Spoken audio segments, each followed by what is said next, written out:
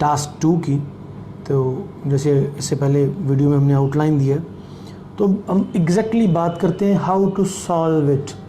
मेरे पास यहाँ पे एक ऐसे पड़ा है, जो अंडरस्टैंडिंग की मैंने बात की थी। मतलब कोई भी क्वेश्चन आता है, मतलब लेट्स सपोज मैं इस वक्त आइल्स का एग्ज़ाम दे रहा हूँ, राइट। मेरे सामने राइटिंग टास्क 2 आ गया है और मुझे रफली इस पर 40 मिनट्स लगाने हैं। सबसे पहले मैं 3 से 5 मिनट क्वेश्चन को समझने के लिए लगाऊंगा, राइट। यह क्वेश्चन है मेरे सामने, some people fail in school but end up being successful in life, why do you think that is the case, what is the most important thing to succeed in life. ये मैंने question एक दफ़ा पढ़ लिया। अब मैं इसको breakup करूंगा, that is my on strategy. आप इसको, अगर आपको ये नहीं बेहतर लगती तो आप इसको चेंज भी कर सकते हैं। अच्छा, ब्रेकअप कैसे है? First line, some people fail in school. So मुझे ये लाइन पढ़कर एक बात पता चली कि जो ऑथर है, मेरा एग्जामिनर है, मुझसे क्वेश्चन कर रहा है, some people fail in school, कुछ लोग स्कूल में फेल हो जाते हैं। So 2 things, fail, where is fail, school, right. And the next, but end up being successful in life. लेकिन जब अमली ज़िंदगी की बात होती है, वो सक्सेसफुल होते हैं।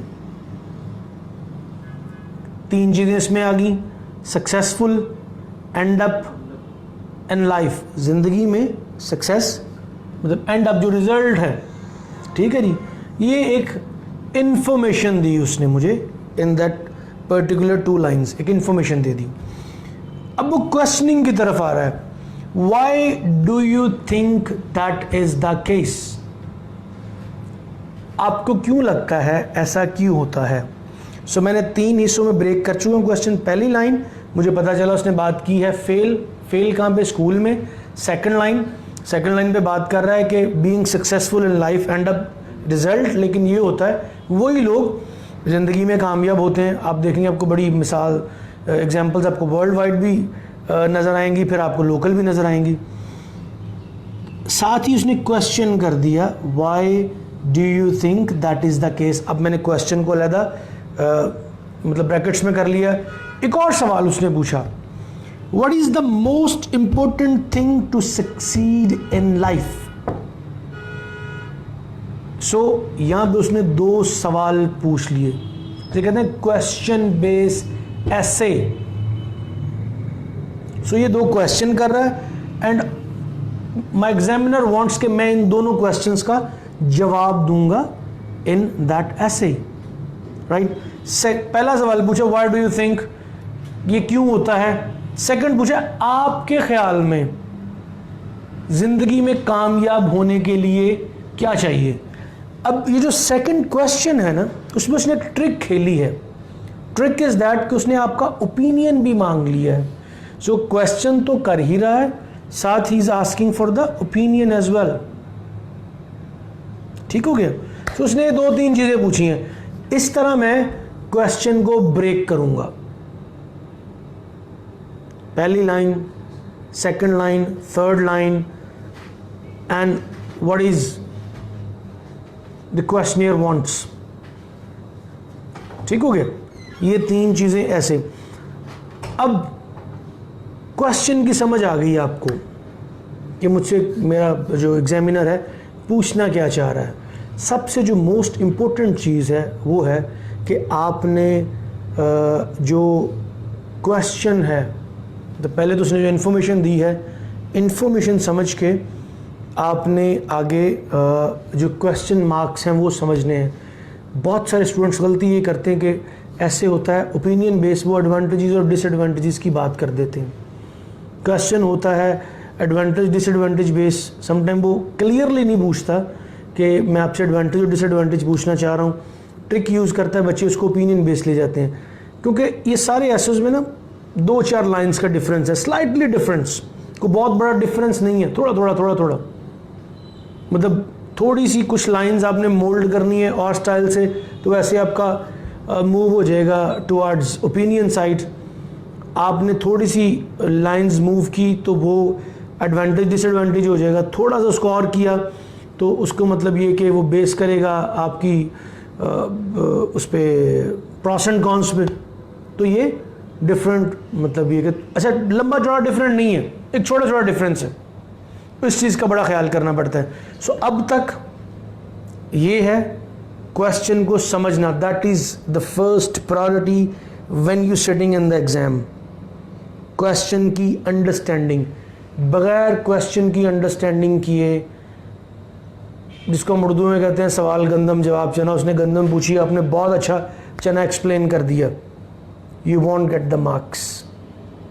बड़ी आम सी एक्सप्लेनेशन दे दें मगर अकॉर्डिंग टू द क्वेश्चन दे दें, that will give you a good marks. और अच्छे मार्क्स के लिए जाने के लिए आपको वो जो मैंने उसका सेटअप बना के दिया है उसको फॉलो करना है। अब इसका हम इंट्रोडक्शन की तरफ लेट्स सपोज जाते हैं, इसको इंट्रोड्यूस कैसे करना है। अब इसमें 2-3-4 चीज़ें हैं। पहली चीज़ है उसने जिक्र किया फेल इन स्कूल। अब जो आपने अपनी बैकग्राउंड स्टेटमेंट लिखनी है, आप रीज़न ऑफ फेलिंग लिख सकते हैं अपनी बैकग्राउंड स्टेटमेंट में, या उसने कहा being and up successful in life. आप इसके मतलब को बात कर सकते हैं। मतलब let's suppose if I would be you, I would write the school education will not ever play a good role in somebody's life, something like that, कोई historical words, you know, इस तरह की कोई भी लाइन आप लिख सकते हैं। वो आप फेल इन स्कूल पे, फेलिंग भी रीज़न पे लिख सकते हैं। आप सक्सेसफुल होने पे, everybody should be success in the life, school only not play a vital role in the life, कुछ इस तरह की कोई भी पहली एक लाइन, ये आपकी बैकग्राउंड स्टेटमेंट बन जाएगी। अब जो हमने बात की थी पैराफ्रेजिंग की, अगर इसको हमने पैराफ्रेज करना हो तो हम कैसे करेंगे। Some people fail in the school but end up being successful in life. अब जो सबसे मैंने पहले आसान बताया था कि इसकी सिनोनियम चेंज कर दें, पीपल की जगह सम पर्सन्स आ गया, फेल की जगह नॉट सक्सीड आ गया, यू नो, मैंने सिर्फ एक एक सिनोनियम चेंज करता जा रहा हूँ। Some persons not succeed in school studies और स्कूल एजुकेशन, बट की जगह लेट्स सपोज मैं सम हाउ लगा देता हूँ, somehow in result, and up को मैंने रिजल्ट में चेंज कर दिया, in result they achieve their goals in the life. Successful होने को अचीविंग द गोल्स में ले गया मैं। एक ये तरीका है चेंज करने का, right.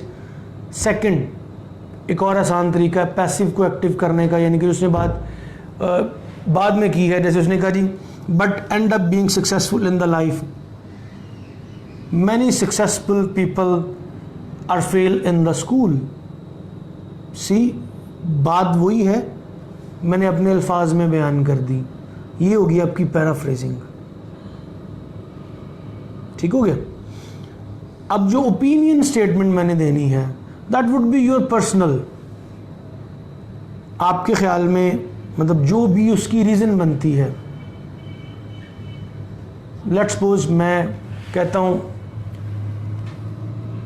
I am agree with this statement and I think practical life teach you more than the school life. See, मैंने ओपिनियन दे दिया अपना कि बिल्कुल ऐसा है कि स्कूल लाइफ को इतना बड़ा किरदार अदा नहीं करती, प्रैक्टिकल लाइफ आपको बहुत सिखाती है। ये हो गया आपका इंट्रोडक्शन। इसको नेक्स्ट हम बात करेंगे बाद में बॉडी पैराग्राफ की।